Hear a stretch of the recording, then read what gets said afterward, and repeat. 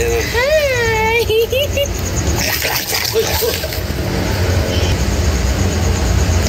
Sorry! Ano mo siya, ma'am, pero may... wala naman. Parang scratch. Sorry po. Oo. Sorry po. Nagalit siya, ma'am, pag ginawakan mo siya. Sorry po. Sit! Mabait. Sorry po. Mabait niya si ma'am. Pero pag wala namang lubog, hindi naman siya wala rabies. Kasi sanay naman ako sa mga kagitaas pa mo. Okay lang naman sa akin. Wala yan, ma'am. Hey, down! Sorry! Bait yan si ma'am. Nangyari sa'yo. Sorry po! Real handler, diba? At para po mas maintindihan natin kung ano ba ang nangyari sa video na yan, makasama po natin, mapalad po tayo, nakasama natin ang isang dog behavior specialist na si Mr. Lester Zapanta, also known as the Pinoy Dog Whisperer. I'm such a big fan of Sir Lester. Bumalik tayo, nagkita-kita ulit tayo. Oo, nako, very in demand po ang iyong services ngayon sa video na yan.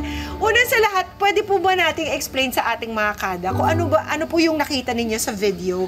Where did people go wrong and does the dog have any fault in that? Yeah, bilang dog behavior expert, yung unang interaction pa lang na parang nagha-hi si girl, mapapansin mo na stress na yung aso eh, nag-lip-lick na siya eh. Ibig sabihin, yung lip-licking, nervous licking, tumatama na dun sa ilong niya. Tapos tumatama dito sa gilid. It's okay yung licking na ganon, pero pag tumama na doon, ibig sabihin ninenervyos na yung unsure na yung aso. And you will see na even the handler trying to correct. Ibig sabihin, hindi kalmado yung aso. So, para sa akin, kung ako yung handler nun, I wouldn't allow anyone to go near that dog because that dog is already telling everyone, I'm not sure. Yes. Ang problem dito kasi is nagko-communicate yung dog. Yes. Hindi natin binabasa and hindi natin nire-respeto yung sinasabi niya. So the handler, sige, okay lang yan, mabait yan si ma'am, mabait yan. Tapos si girl, sige, magti-tiktok tayo ng ganyan, di ba? Di ba? Pero the dog is like saying, anong nangyayari? Anong nangyayari? And ang pinakamatindi, yung malapit yung face. Yun. Di ba? Hindi man lang niya tinest mo na, is this dog going to be friendly? Ano po ba ang dapat approach natin sa mga asong hindi sa atin? In fact, nasabi ko yan dun sa isang reaction video ko, yung sinasabi mong amoy, nandun na yung aso nag-a-adjust siya eh. Nung bandang dito sa kilikili, the dog was trying to smell the girl. Kaso sobrang excited siya, na-interrupt nung pagkaganon niya. So it's a disrespect na parang, I'm trying to know you, di ba? Gusto kitang makilala, kaso bakit mo pinutol yung ritual ko? Ngayon, para sa approach ng mga pet lovers, mga tao nakakita ng aso, I would want you to always respect yung personal space ng dog.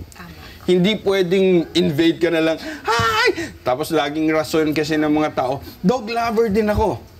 The dog doesn't care if you're dog lover. What the dog is trying to tell is, hindi ko alam bakit overwhelming yung energy mo, palapit ka sa akin. Parang even, para mas maintindihan ng mga nanonood sa atin, kahit tao naman, hindi tayo magkakilala. Gusto ko ba? Nandun na ako sa space mo agad, di ba? Siguro kung babae yun, tapos may lumapit sa lalaki, sampal agad yung amin siya, di ba? So if we do that with humans, dapat intindihin natin na may emotions din yung aso. Hindi natin pwedeng gawin basta yon. So, tama yung KP, let the dog smell you and also feel the energy if the dog is willing to go into your space o kaya pwede kang lumapat sa space niya and huwag tayong yuyuko. Huwag nating ihag sa sa mukha. Hindi mo nga kilala, ihahag mo sa mukha, ilalagay mo yung mukha mo. Diba? Even, sasabihin kasi ng mga dog owners, parang, bakit ako yung aso ko nahag ko? Yes, they tolerate you. They tolerate you because napubuhay ka kasama nila, but hindi ibig sabihin nun that anyone can hug your dog. Diba? I hope nag-gets ng mga dog owners and mga nanonood. At ito, Lester, K9 pa. So they are trained to do a certain job. Alam natin, Emma, I so love dogs. Kahit pag ako nasa abroad o kaya nasa ibang lugar, kahit isang lugar, may makita akong K9, mga bump sniffing, mga therapy dog, kahit gigil na parang ang cute-cute, kailangan kong pigilan yung sarili ko. Kasi I need to respect that these dogs are doing a job. Gusto mo ba? Ikaw din iniistorbo sa trabaho mo, di ba? Alimbawa, you guys are hosting, meron na lang kakalabit sa'yo dito. Meron na mag-hug sa'yo. Magugulat ka rin. So, yun yung effect dun sa aso na parang hindi ko alam. So, I need to resort into biting to shoo you away para mawala yung stress na nararamdaman ko. Hindi yun, it's not an aggressive bite. Baka, kasi kadalasan nakakita tayo ng mga aso na parang pag kumagat ng gano'n, isipin ng mga dog owners, ng mga tao, ay, agresibo yung aso. No, ang sinasabi lang naman ng aso, ayaw ko kayo dito sa space ko, di ba? Yes. Kung agresibo yun, hindi niya titigilan yung babae yun. Dire-diretso yun. But nakita mo, the moment na nagkaroon ng space, tama na. Where did the handler go wrong naman, Lester? For the handler, my piece of advice for all the handlers, your dogs are trained to do a job. Meron kayong trabaho. So, dapat, kaya mo namang sabihin sa tao, ma'am, may trabaho po siya eh. Diba? Yes. Pakiusap po, ayaw namin madidistract siya kasi gusto namin nakafocus. But after that, kung halimbawa feeling mo na okay naman siyang tapos na siya sa duty niya, diba? Gusto mong ma-socialize siya, then you need to learn how to read your dog. Yan. Kung willing na ba siya. Oo. Hindi pwedeng, okay, dahil cute si girl, eto na, sige mo. Di ba? Hindi pwede yung gano'n, di ba? That's right. Mapunta tayo dun sa, I watched this somewhere na parang our dogs are constantly communicating with us. Yes. We just need to be able to read what they're trying to say Yes. or interpret what they're trying to say. So siguro, Lester, bigyan natin ng ilang tips yung mga kada natin in order to understand their pets better. Mga kada, tandaan natin, dogs can't speak. Pero, they speak through their body language. So, ito, very matinding misconception. Pag nagwawag daw yung tail ng aso, masaya. Ngayon, sasabihin ko, and this is the first time I'm gonna tell it sa live TV, kaya nyo pong malaman kung yung wag ng tail ng aso ay masaya siya o negative emotions. Kung ako, yung aso, ito yung ulo ko, nakita nyo yung paypay ng buntot ko, mas banda sa kanan ko, positive emotions. Okay. Kung bandang kaliwang pagpag, mas malaki yung pagpag dito sa kaliwa, negative emotions, fear, nervous anxiety. Kaya nagkakaroon ng miscommunication na nakita nung tao, basta gumaganyan, mabait yan.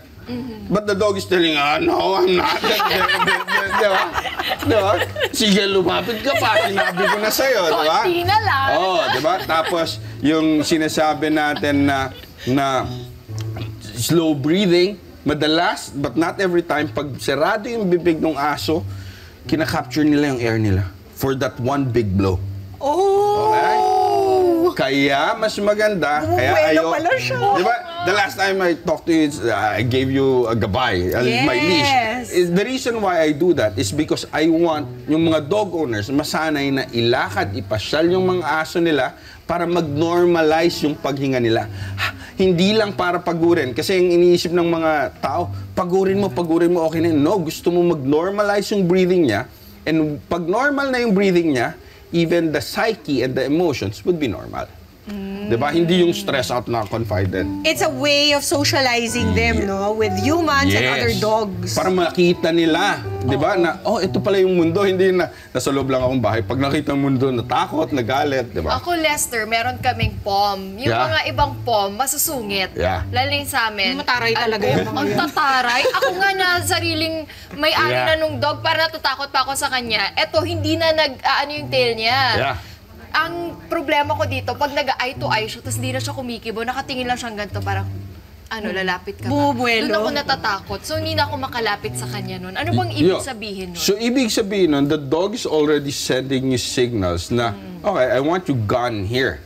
Pero if you want the dog to change, all you have to do, we start with, bond with the dog through the walk, mas marirelease yung pent-up energy niya, and makikita mo next time, yung pagtitig niya ng ganyan sa'yo, pumipikit-pikit na siya. Yun. So yung Kasi pagpikit-pikit hindi siya na gano'n. pumipikit eh. Ganun lang siya. Diba? Parang, Kasi malapit siya dun sa door ng CR namin. So, hindi ako makapag-CR na parang, lalapit ka ba? And it's a good point, Emma. It's a good point. Why? Kasi pag nakita mong dilated masyado yung mata, tense na yung aso, pero pag nakita mong pumipikit ng ganyan, mas submissive siya. So, once you exercise the dog and alam mo medyo na-release na ng pent-up energy niya, dun ka ngayon magpa-practice na. Okay, ito yung CR, wag ka dyan. Dun, lagyan mo ng gabay, dalhin mo dun sa dog bed niya. But every time nasa dog bed niya, you need to reward the dog. Para alam niya, this is a better place because I can get reward here, I can get affection here. Pero pag nandito, pinapaalis agad ako lagi. Because dito, nagte-tense up ako. Tandaan natin mga kada, ang dogs ay may memory. Hindi sila yung parang, andyan lang. May memory sila. Kung halimbawa, ang isang aso ay nag-misbehave sa isang lugar, matatandaan yun and eventually kaya niyang i-generalize sa buong bahay na pwede akong mag-misbehave dito. But, if you change the memory dun sa lugar na yon, then everything will be okay. So, intervention lagi. What other signs should we be wary of, Lester? Yun, hindi ko alam yun, yung naglilik. Sobrang stressed na pala yun. Tail tuck. Pag sobrang bahag na yung buntot, dalawang klase yan. Nakababa lang yung buntot, and then nakatuck in between the legs. Pag nakatuck in between the legs and parang pinapaliit nila yung katawan nila, huwag mong hahawakan yan hanggang hindi lumuwag yung katawan niya. Kasi ibig sabihin, nervyos na siya. Takot na siya. Another thing is yung hiccup. Akala lagi ng mga dog owners yung hiccup, ay, naantok. No, ibig sabihin no, nagre-release siya ng stress. Stress din yun. Ganon. Merong hiccup na stress tapos merong hiccup na antok talaga. Isa pa, what dog owners can do, halimbawa doon sa case ni Emma, naalala ko lang, tinititigan ka niya. Tinatawag ko na nga, No, don't do anything like that. Try to do this. Tignan mo, hiccup ka, tingin ka palayo. The dog would know, she is stressed because of what I'm trying to do. And eventually, kapag paulit-ulit mong gagawin niya rin, titingin siya, hihiccup, tapos titingin ng avoidance. Because dogs are non-confrontational animals. Gusto nila lagi maiwasan yung confrontation. Kaso lang, unconsciously, tayong mga tao, nare-reward natin na ganito dapat yung mangyari mo, maging too excited ka lagi, diba? Now I know kung anong gagawin ko next time. Kahit thrice a month lang niya ako makita, okay pa rin. It doesn't... Kaya minsan siguro Kaya naman pala. Kaya ganito ang gawin mo. Pag thrice a month na sabihin mo, bago nga pumasok doon sa bahay, what's the name of the pond? Cotton, labas ka muna. Sa neutral territory kayo mag-meet. Sa labas ng bahay, tapos ikaw Feeling niya maglakad. bahay niya. Mas bahay niya yun kaysa bahay mo. Kasi 3 times ka naihi ka na. Damihan mo daw naman kasi. Wala ka naman dito lagi. So, akin to. Diba? But what you can do is yung sa neutral territory. Okay. Ibig sabihin, hindi sa loob ng teritoryo niya, mag-bond muna kayo for a couple of minutes bago ikaw yung magpasok sa kanya. Para ang thinking niya, ni-reward niya akong pumasok sa loob ng bahay. Hindi ko bahay to. Ganun yun. Okay, now I know. Utakan lang yan. You need to think out of the box. When you're training dogs and knowing dogs, kailangan mong mag-isip out of the box. Hindi ka pwedeng mag-focus sa alam mo lang. Kailangan think outside the box at magbaon kayong maraming treats. Treats, pasensya, definitely kailangan mo ring huminga. And the good thing about being around dogs, tuturuan niya tayo kung ano yung mali sa sarili natin. When I started doing this with dogs, I know I'm maligalig akong bata. Okay, hindi ako mapakali. But nung nakasama ko yung mga aso, I need to readjust myself so that dogs would listen to me. Galing. Kaya, Lester, para sa mga kada nating meron pang karagdagang katanungan tungkol sa kanilang mga pets. Yes. And to help them solve their behavioral issues with their alaga, saan ka mahahanap? You can search social media. Just search the Pinoy Dog Whisperer, Instagram, Facebook, YouTube, and ang daldal ko mga kada. Because I enjoy it being here. I enjoy being here. Thank you very much for always, sir. Accepting our invite. Maraming salamat. Sir Lester, the Pinoy Dog Whisperer, mga kada. Mga Kanet 25, this is Pia Guanyamago. bago. For more Kada Umaga updates, please click the subscribe button and follow us on Net25 social media pages at Net25TV and at Net25 Entertainment Facebook page. See you guys. Bye!